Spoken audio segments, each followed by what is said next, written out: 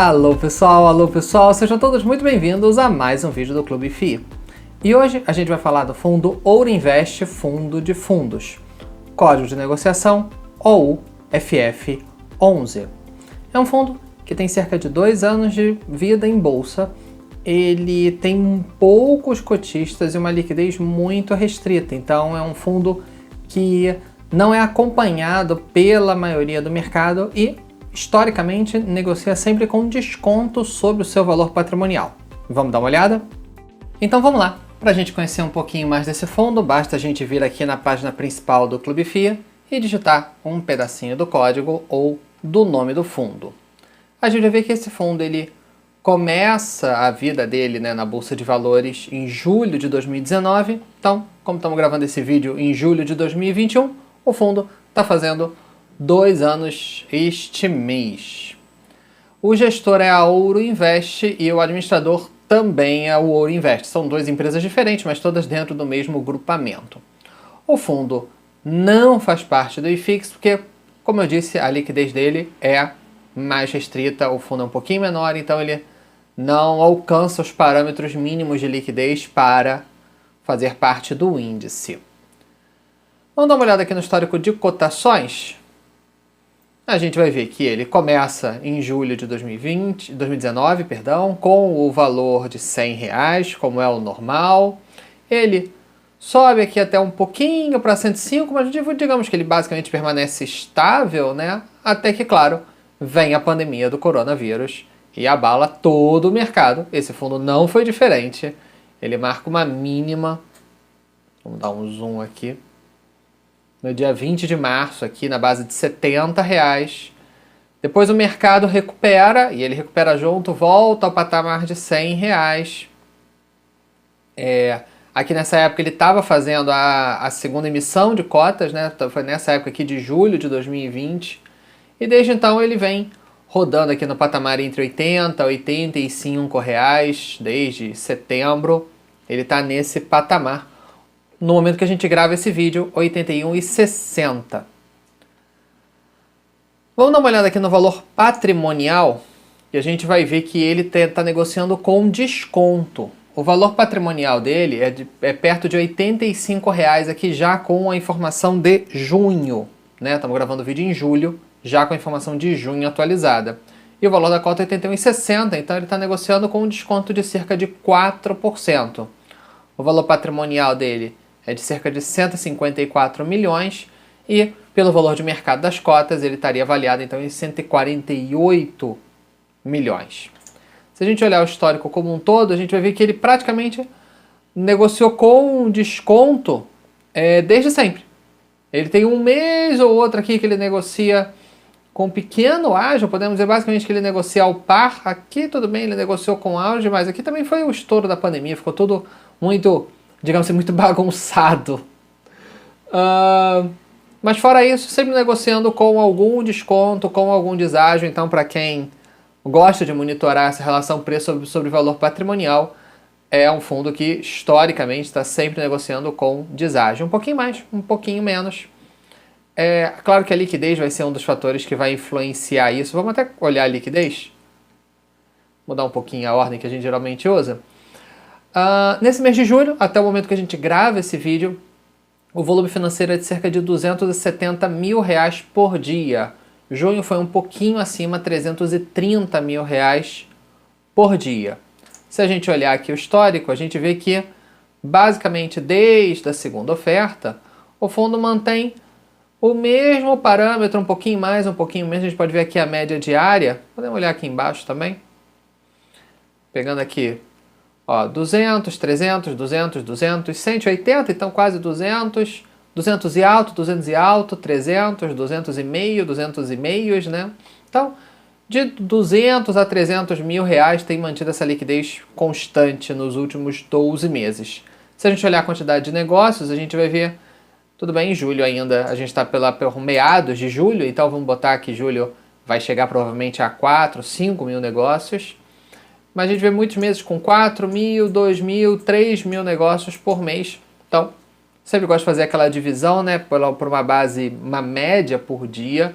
A gente tem, então, 20 dias úteis, 21, 22 dias úteis num mês. Então vamos botar aí 150, 200 negócios por dia.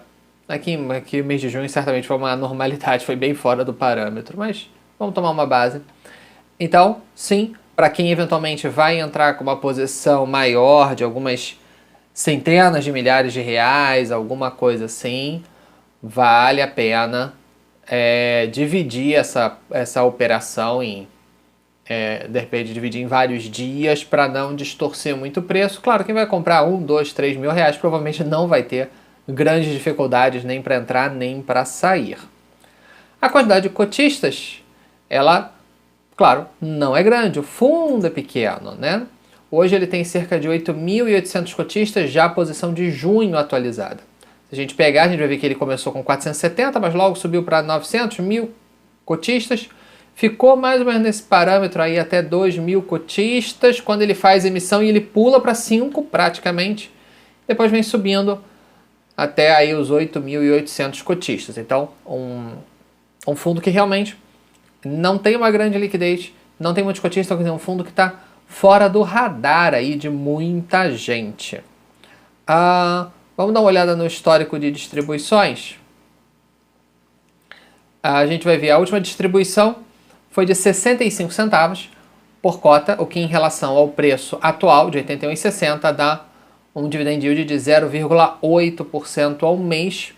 Se a gente olhar os últimos 12 meses, ele distribuiu R$ 7,11, que dá um dividend yield então de 8,71, perdão, 8,71 nos últimos 12 meses.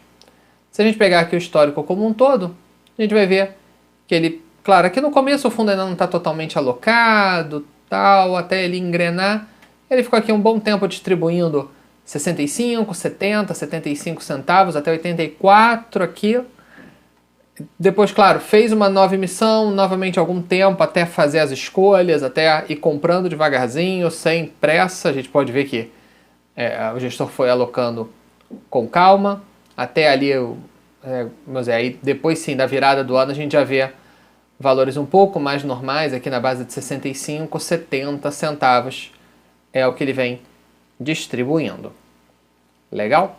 Vamos dar uma olhada agora então no último relatório do fundo. Quando a gente vê aqui o último relatório, ele sempre começa com uma apresentação de alguns números, né, de algumas características do fundo, né?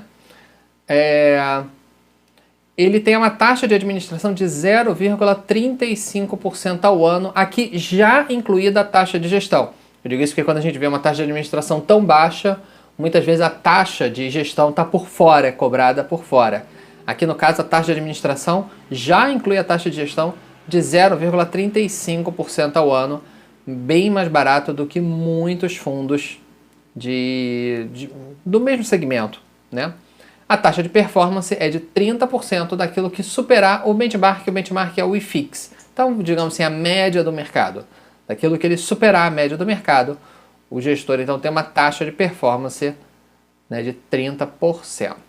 Aqui tem o site da gestora e o site do fundo, né, dá para conhecer os outros fundos da gestora por aqui também. Aqui lembrando que é o relatório com as transações de maio. A gente está gravando em julho, mas o relatório de junho ainda não saiu. Então aqui a gente está vendo as transações de maio. Aqui ele coloca algumas questões de dividend yield, do dividendo, do valor de mercado, né? Muitos dos números que a gente já mostrou no site, já tem compilado lá. Aqui ele mostra o tamanho do mercado de FIIs, ele fala de alguns números da história do mercado de FIIs, de volumes, de liquidez, de quantidade de investidores. Hoje o mercado atual, como está composto? Então, 55% tijolo, 39% papel. Como esse papel está dividido, como esse tijolo está dividido, ele faz toda uma apresentação do mercado de fundos imobiliários. A variação do IFIX mês a mês aí nos últimos 12 meses, inclusive quebrado por segmento. Então a gente vê aqui, por exemplo, no que ele chama de fundos diversificados de papéis, 3%. Já em contrapartida, o pior aqui foi hotel, com menos 1,22%, por aí vai.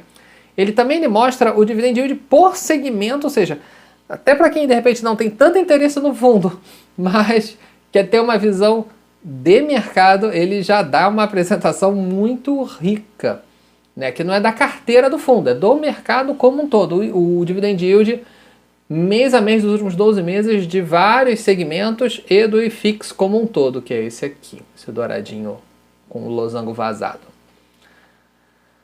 E aqui sim ele fala do fundo mesmo. Então ele coloca aqui a DRE do fundo,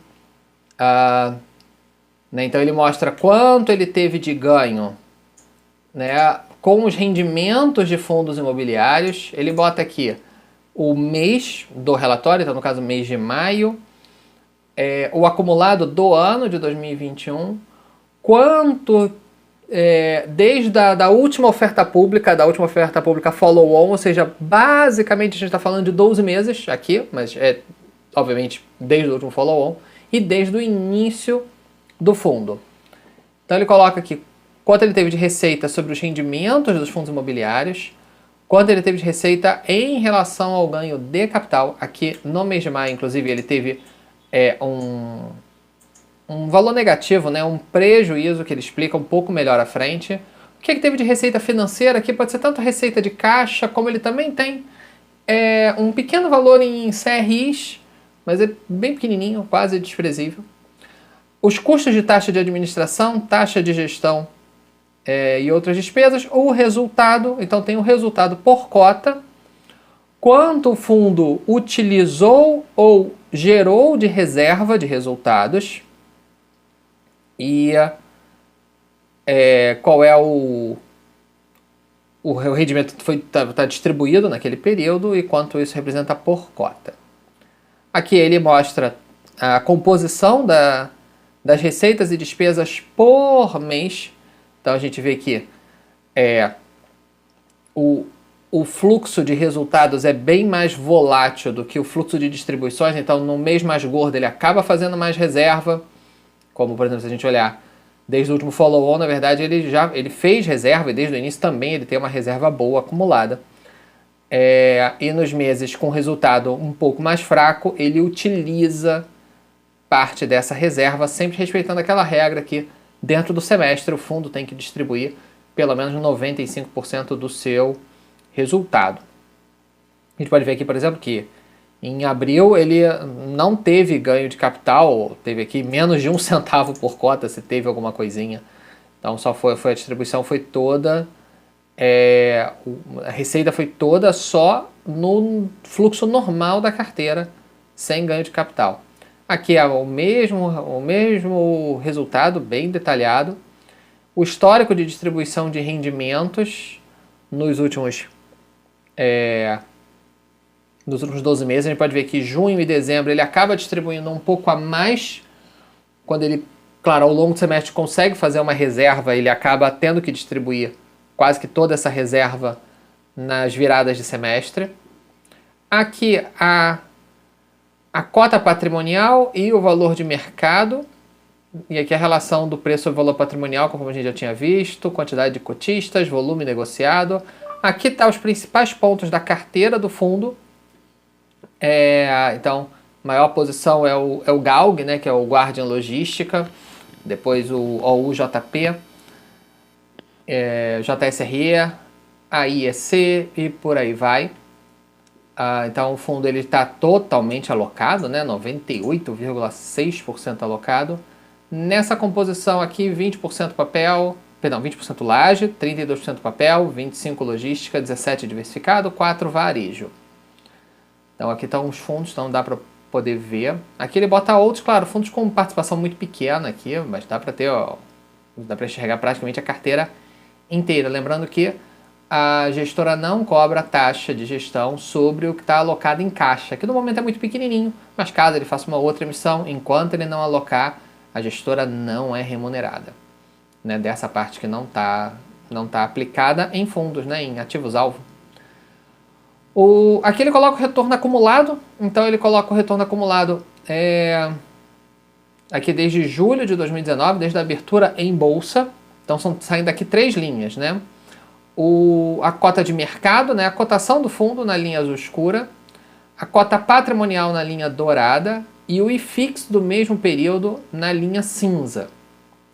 E a partir daqui a gente tem o início das negociações das cotas pós segunda emissão de cotas. Então, mesmas cores, só que agora tracejadas, a azul representando a variação de mercado da cota, em dourado a patrimonial e em cinza o IFIX. Então a gente pode ver que desde a segunda emissão, a cota patrimonial, que é aquilo que o gestor realmente consegue operar, né, que é o que vem diretamente das compras e vendas, das operações que o fundo faz, ele está performando acima do mercado. Aqui é o retorno acumulado, então, desde o início, desde o último follow-on, do IFIX, da cota de mercado, da cota patrimonial. E aqui ele mostra o cálculo da taxa de performance. Então, pessoal, gostaram de conhecer um pouquinho mais sobre esse fundo? Uma questão que é importante a gente destacar, que é sobre a taxa de performance, porque ela usa o conceito de linha d'água. O que isso quer dizer? Se o fundo, num fechamento de um semestre, estava um determinado preço, como por exemplo, final de 2019, o valor patrimonial estava em R$ 112 e uns quebradinhos. O fundo caiu e depois ele se valoriza, ele só vai voltar a pagar taxa de performance quando ele ultrapassar esse patamar de 112, que é o chamado conceito de linha d'água. Só na hora que ele sair com a cabeça para fora da água, a água essa estabelecida pelo último pico, é que ele volta a pagar taxa de performance para o gestor. Então, neste atual momento, neste atual nível de preço, ele ainda vai subir bastante sem precisar pagar taxa de performance ao gestor. Só se ele subir acima lá dos R$ 112 e uns quebradinhos é que ele vai começar a pagar essa taxa. Fora isso, qualquer eventual subida que tenha até lá não tem nenhum custo de taxa de performance. Tá bom, pessoal? Espero que tenham gostado. Um forte abraço e até a próxima. Tchau, tchau!